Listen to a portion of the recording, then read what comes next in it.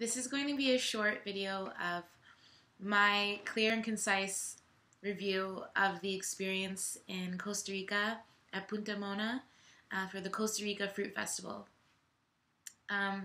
First of all, I just want to say that spiritually it was an amazing experience.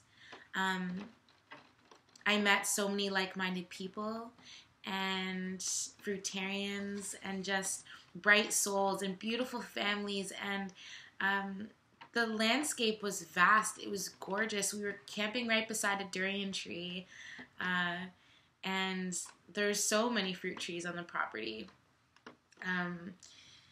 Wouldn't say it's a fruit forest, but it definitely, you could tell there was passion put into creating the property, and it was thriving in a plant-based way, and animals, and it was just, that energy was there, and I'm so thankful for it. The ocean was beautiful, and the fact that it was off the grid and there was no light pollution or like sound pollution really, it brought me to tears a lot of the times, just how gorgeous it was and how connected to nature that I felt. I'd say the only cons of this festival were the preparation. I'd say that if a fruit fest is to be run, it should be by a fruitarian, because, or at least somebody who's well versed in the knowledge of ripening fruits and having fruits available. A lot of the fruit wasn't ripe, and then there wasn't really enough for people. I got sick twice, just from lack of sugar or calories. I got really nauseous and unwell. Breakfasts were great. I was volunteering. I did the 6 a.m. to 12, the noon shift in the kitchen, so it was really fun creating smoothies and puddings, and there was lots of fruit at breakfast time. But unfortunately, I was working, so most of the time I wasn't eating during my shift, and I like to intermittently fast, so I was kind of following that protocol for the first couple days. But then I soon realized that I had to kind of just snack and eat when I could, even though I don't really enjoy having meals on the go, or, you know, not time to really savor them. Emotionally, it was a very testing experience. A lot of the children were hungry, and a lot of the mothers were hungry. I ended up having to kind of get fruit to them in the mornings and kind of sneak off and take them some stuff. And I mean, I felt kind of bad about it at first, because I'm not that sort of person to steal or like take things, but I didn't really feel it was that way. It was justified for sure. It was nutrition, you know, and my consciousness couldn't sleep knowing that I didn't kind of help out that way. I'm sure some of you see my other video on Jason Cavastad's YouTube channel with Zena. Right after the Fruit Fest, our review, a lot of cussing. It's pretty accurate though. Yeah, it was an accurate depiction. I just kind of wanted to also explain that the reasoning for me I was recording a vlog for the Fruit Fest, and I ended up not even really recording anything while I was there. First of all, my phone died, and I just didn't really care, and I liked being disconnected. And then second of all, there were a lot of situations that made me feel uncomfortable, and I just wanted to have an authentic expression of my experience, and it just didn't seem fit to record.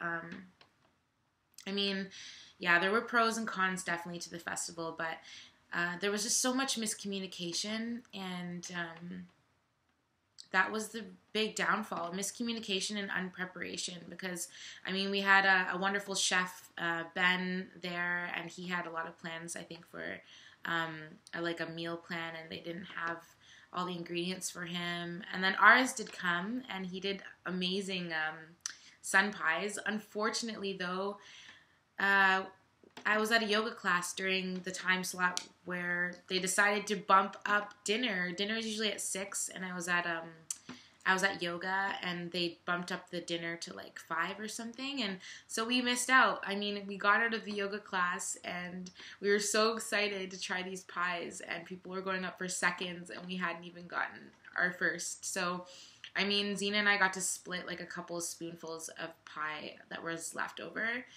but it was kind of disappointing. I mean, yeah, it was kind of disappointing. I'm trying to think of what else I'd like to say. I found myself there. I mean, Costa Rica overall is gorgeous. I'm moving there for sure. It was gorgeous. The fruit there in general is abundant. I mean, after the festival, the first fruit stand Zena and I found, I just grabbed an entire soursop and like demolished it. It was so great. It was phenomenal that way. And we stayed for a week prior in Dominical at a tree house that was also off the grid. We brought our friend Jason to experience it as well, and it was so beautiful. There were banana trees and coconut trees and papaya trees, and there were monkeys and iguanas, and I did a little run up the mountain every morning, swam in the ocean. It was just beautiful. It was a very soul enriching experience. It was transformative, and it allowed me to also let go of a lot of restrictions I have placed in my life and boundaries that I've lived by. Even though I am a very wild woman, this trip allowed me to let go of certain labels I have attached to myself. Let's just say that. And I fell in love in more ways than one. Let's just say that as well. I think that's generally what I'd like to say. I mean, I don't really like to discredit people or cause drama or anything, but it is accurate, and like a lot of people, we did kind of starve. Like, I mean, it was unfortunate. They even ended up serving cooked food on one of the last days, and obviously I didn't eat any, but a lot of people did, and I don't blame them for eating cooked food, but it was just kind of weird. You know, it was a fruit festival, so we were just expecting a lot more fruit and a lot more ripe fruit and abundance. So to not get that was, it was disappointing, yeah. But I hope that they try better next year, and I will be attending Woodstock. I know there's definitely a lot of fruit there, but I just want to also reiterate that yeah, the whole basis of the festival was great. I didn't get to take as many of the workshops as I would have liked to, but it was great, and there was a lot of learning and connecting, and even though there was a fair amount of sad energy because of the situation of the fruit, which was sad, there was also just a lot of connection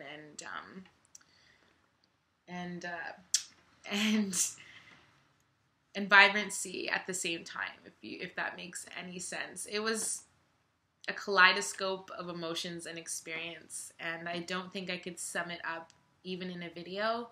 I did take a lot of footage of my experience in Costa Rica. I will be uploading that. It will be better quality than this video. This is recorded on my MacBook.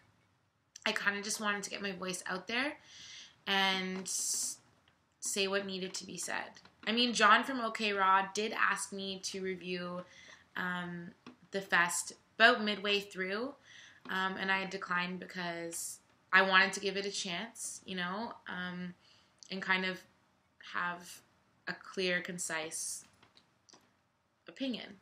And so now I have it, and I'm home, and Luna's happy. Luna's my dog, as you can see.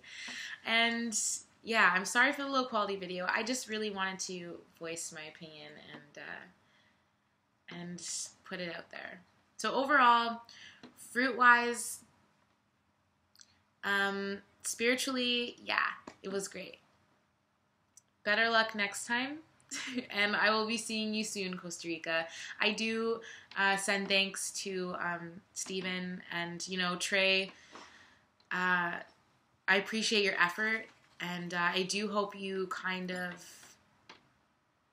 maybe clarify your own feelings on this. And I know you and I had a talk, and I said that you should have held a meeting and maybe just talked to us about what was going on, or maybe, everyone makes mistakes. We're so understanding. At least I am. Like, I understand if somebody makes a mistake or there was things that were out of your control, then just voice it. And, like, that's what people really wanted to know, because everyone was just confused. There was no communication. But yeah, I think that's all I need to say for now. Namaste. Namaste.